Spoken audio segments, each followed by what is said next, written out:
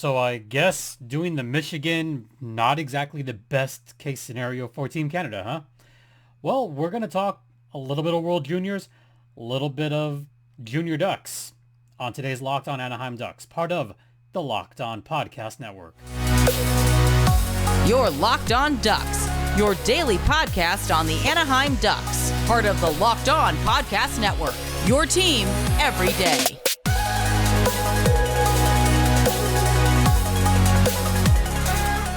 Hello everyone, welcome to Locked On Anaheim Ducks, part of the Locked On Podcast Network. I'm your host, Jason JD Hernandez, covering hockey for over a decade. Thanking you for making this your first listen of the day. Don't forget this podcast is free and available across all platforms, including Stitcher, Spotify, YouTube, and also Amazon. So check us out across all those platforms. Yeah. How about that Team Canada opener? Yeah. About that, I'm just going to come out and say it. Canada lost. And part of it is their own undoing. And what I mean by their own undoing of who they put on defense, who they put in goal. Let's talk about just the game first before I talk about specific Ducks. So the game in general, it started off well for Team Canada, at least.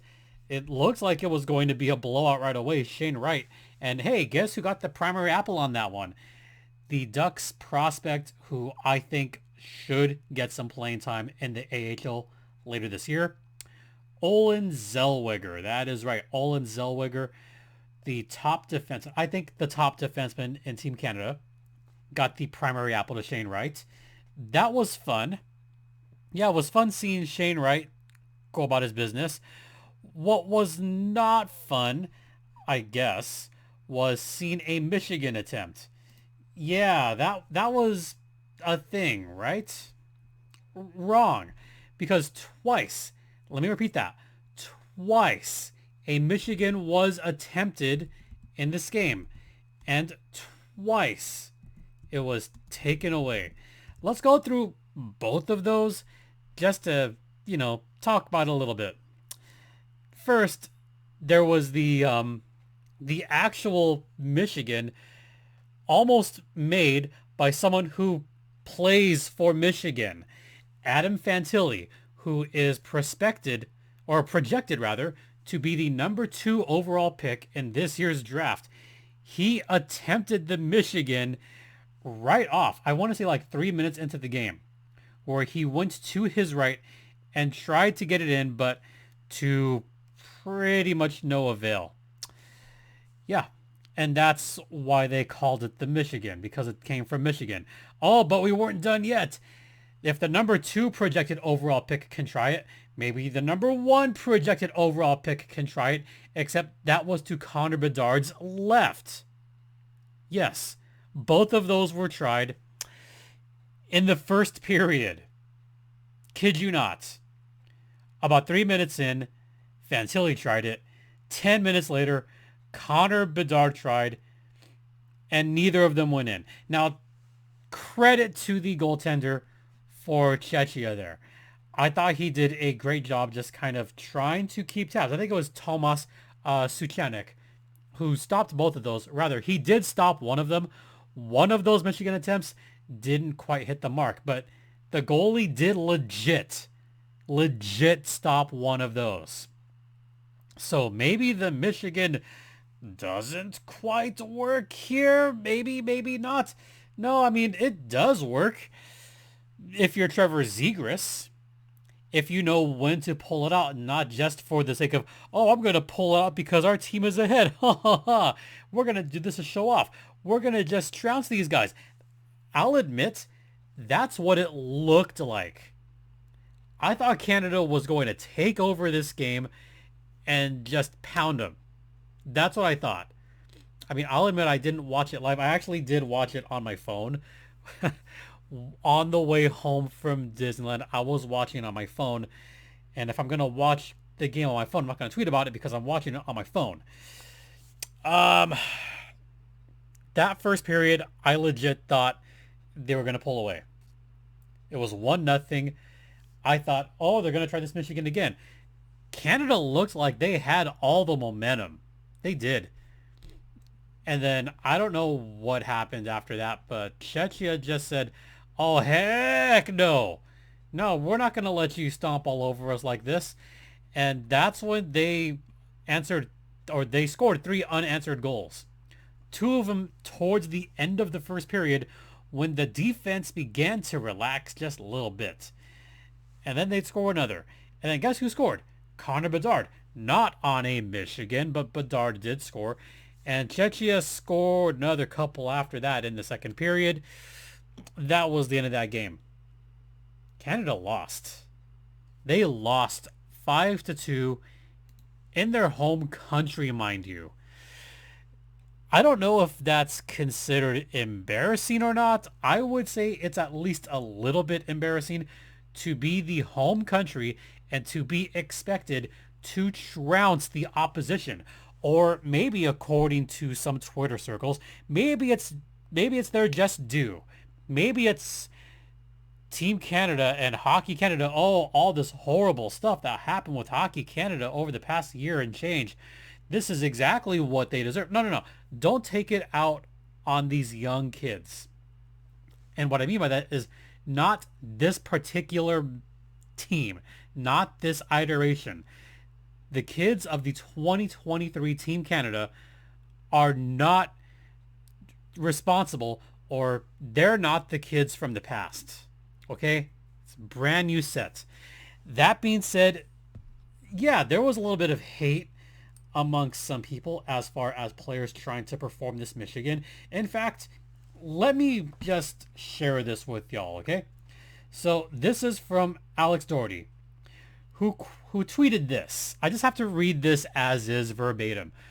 Quote, I spoke to one Preds forward about watching the World's Juniors, and he said, quote, I saw 2 players attempt the Michigan play and had to turn it off. That's not how hockey should be played. End quote. Question, which player do you think said this? End quote for the tweet. Yeah, I mean, there are some thoughts onto which Pred said this. Probably Matt Duchene. I mean, if there's any player that probably said this, it might be Matt Duchene, because he's a bit of an old school type of guy. He's a kind of guy that has always said to me, you know what? I mean, yeah, play the game the right way. Play to win. Don't play to show off, especially in the first period. If you're going to pull off that crap, do it late, or maybe try it when your team is up by a lot more than only 1 goal, because that can happen. And that's exactly what happened. But then again, I mean, looking at the Predators, their leading goal scorer only has 11 goals this season in 32 games. So I wouldn't be saying too much about that. I mean, Nashville's offense is atrocious, so they probably shouldn't be talking too much crap about it. But at the same time, he's not alone. There's other NHLers that feel the same way. They could not watch this. And that's saying a lot. There's a time and a place for it. Once, okay, whatever. 2 times in the same period, it looks like you're showing off, and it looks like you're trying to show up your opposition, and that's what happened. All right, I'll have more about World Juniors a little bit after this brief timeout. We'll get to that on the other side. But first, let's talk about BetOnline, which is the one place that has you covered, the one place that we trust. BetOnline has you covered this season with more props, odds, and lines than ever before. You have, obviously, the National Hockey League. The NHL playoffs are coming in a few months. Who's going to make the playoffs? Of course, you have the NBA. I mean, they're in the same boat as the NHL. Playoffs start in a few months. Then you have the NFL. 2 weeks remaining in the season. Who will make the playoffs in the NFL? You also have boxing. You have MMA. You have horse racing. You have golf. You have all those sports available at your fingertips at BetOnline using either your mobile device or your laptop. BetOnline is where the game starts, and BetOnline is the exclusive online sportsbook of the Locked On Podcast Network. And please gamble responsibly. Hey there, welcome back to Locked On Anaheim Ducks, part of the Locked On Podcast Network. Once again, I'm your host, Jason JD Hernandez. We're talking World Juniors. And okay, so I talked about the Michigan for maybe a couple minutes. I don't want to give that more attention than it deserves because there's already think pieces out there. There's puff pieces. There's clickbait. Look, it's not about the Michigan. That's not why Canada lost. No. I'm sick of talking about that. Instead, I want to talk about the real reason why Canada lost that game and why they're probably not going to win this tournament at all. It's the composition of the team outside of the forwards. The forwards are fine. You've got a lot of talent up the middle, and you've got some great top two lines. That's going to get you places. What is not going to get you places is how this defense is constructed, and worst of all, the goalies. Oh my God. We'll talk about goaltending in a second. The defense first. I mean, outside of Olin Zellweger and Ethan Del Mastro, the defense is okay. I hate to bring him up, but I'm going to. Tyson Hines, he's done decently this year. I mean, he hasn't really been someone that's going to knock your socks off. I haven't found Tyson Hines to be quite the breakout player that I was hoping for so far. I mean, he's a fine defenseman. Brant Clark has had a little bit of bad luck. The Kings prospect, I think, frankly, should be playing in the pro leagues. He looked good as an LA King. I don't know why. I mean, I know why, but give the kid a chance. And he's not doing himself any favors by having a somewhat poor showing in that first game. Same with Nolan Allen. Okay, Kevin Korchinski had his assignments and did okay, but nothing really blew my mind. There are better defensemen out there, and I personally think that Canada's defense could improve a little bit and have a little bit better structure.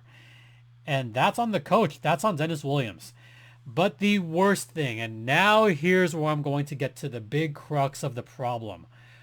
Goaltending.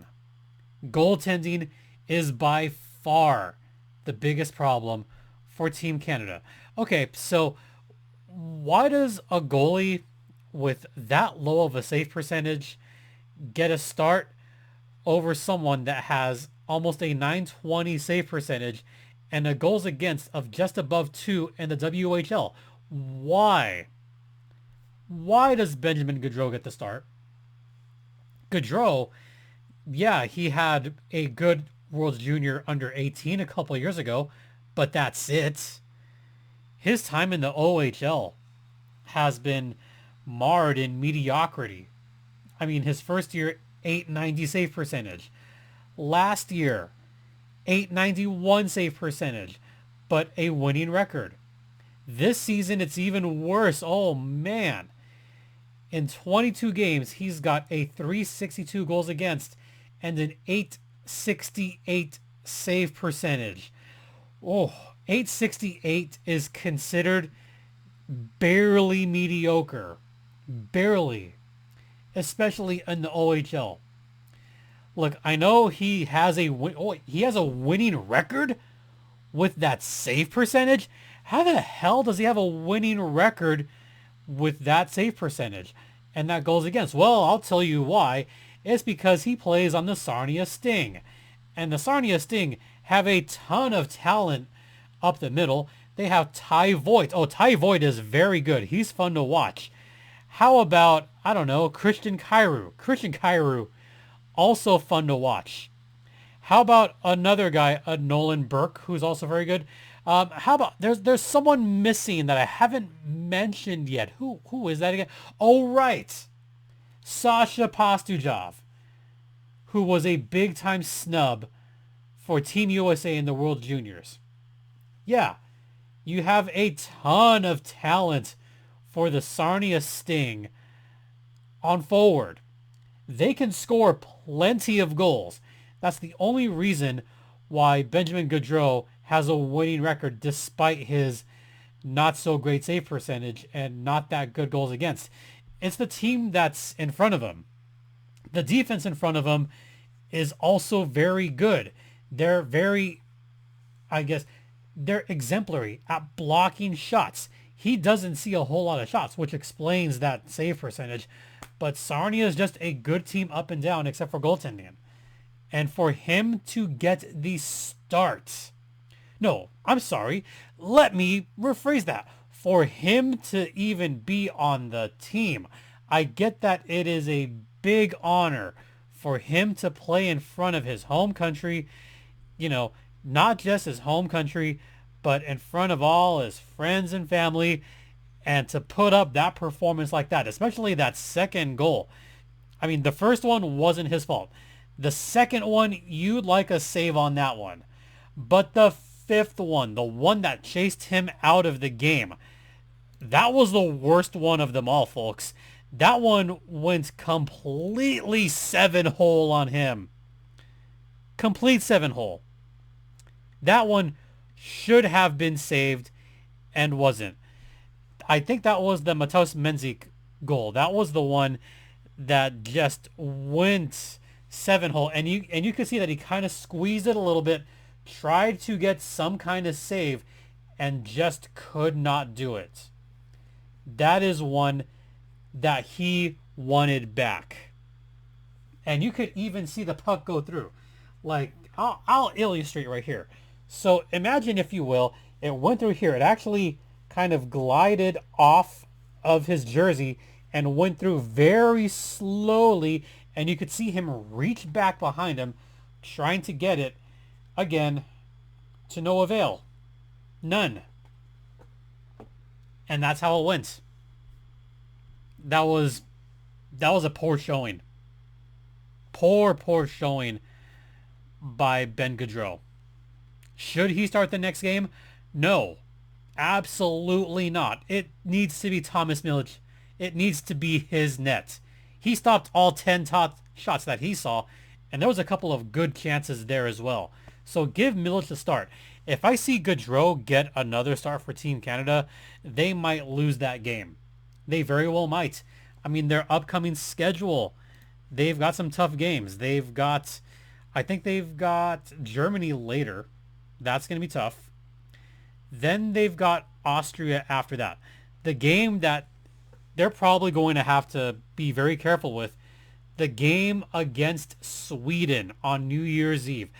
I'm so sad I'm not going to be able to watch that one live, but they need to win that game. That's a must win for Canada if they're going to have a legit shot, because they could probably beat Germany. They could probably beat Austria, but Germany, they got to be careful with, because Germany only allowed one goal against a powerful Swedish team. So we'll see what happens there. All right, we're going to talk a little bit more about this. We'll get to that after this brief intermission. Stay locked in.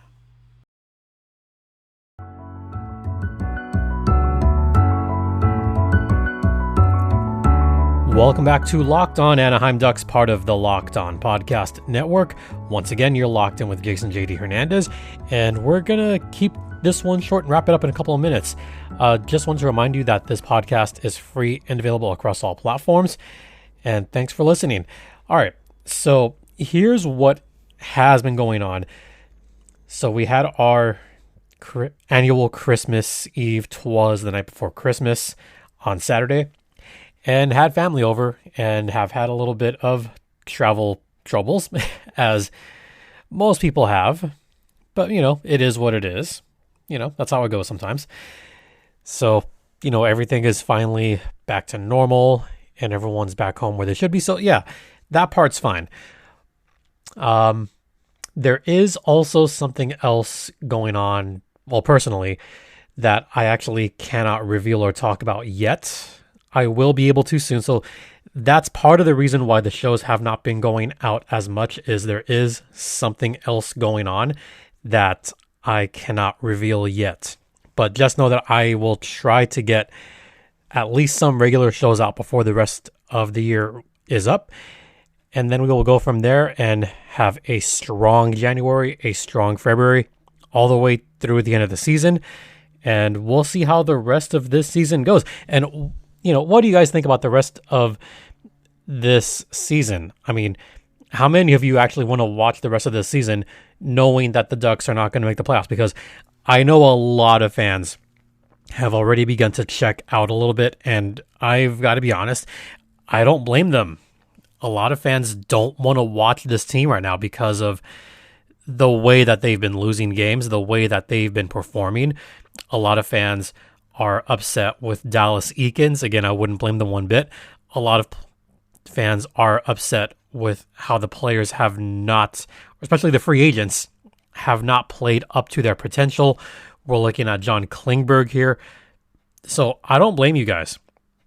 Has that taken a toll? Maybe slightly. It is tough to talk about this team for a number of years every day when they've been this poor.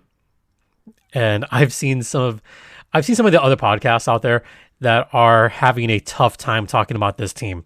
I do listen once in a while because I got to support, and it's tough goings right now.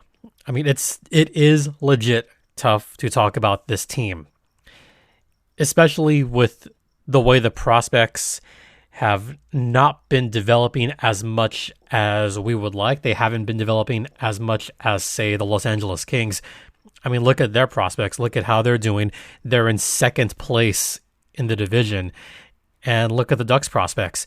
We were hoping a lot more from Jacob Perreault and Braden Tracy, and they are still mired in San Diego. Not just that, they're mired in the third line in San Diego. So maybe those prospects aren't quite panning out as we had hoped. It is a concern. It is a legit concern. And we don't know what's going to happen with Olin Zellweger later this year. We don't know what's going to happen with Sasha Pastujov later this year. They could be black aces for the San Diego Gulls as well, assuming that they do not make the playoffs, because the Gulls will not make it. And depending on if Sasha Pastujov gets traded or not at the trade deadline for juniors, which is coming up on, I believe, January 10th. So maybe watch out for a move there. If he stays put, he might come to SoCal for the last couple of weeks. If he does get traded to a better team, then I would expect him to be in the playoffs and not make his way to SoCal, because the Ducks and Gulls season both end at the same time. They both end around tax day. After that, coverage for the Gulls and Ducks will be over by then. That'll be it. And that'll be a tough couple of months for me trying to come up with new stuff to talk about every day for the fourth year in a row. But I've done it 3 years in a row already. I can do it a fourth. All right. So just wanted to be transparent in what is going on. And, we will have a show tomorrow. We will have a Goals Thursday. Will I be watching the Ducks or Gulls game live? No, I won't. Again, for the reasons that I can't say yet. But all will be revealed soon, guys. All will be revealed. All right, we're just going to wrap it up here. Thanks so much for listening. Don't forget this podcast is free and available across all platforms. You can follow me on Twitter at StimpyJD. The show's Twitter's at LO_Ducks. Once again, thank you all so much for your continued support. It is greatly appreciated. For Locked on Anaheim Ducks, I'm Jason JD Hernandez, saying have a great rest of the day. Please continue to be kind out there. Be safe out there. And Ducks fly together.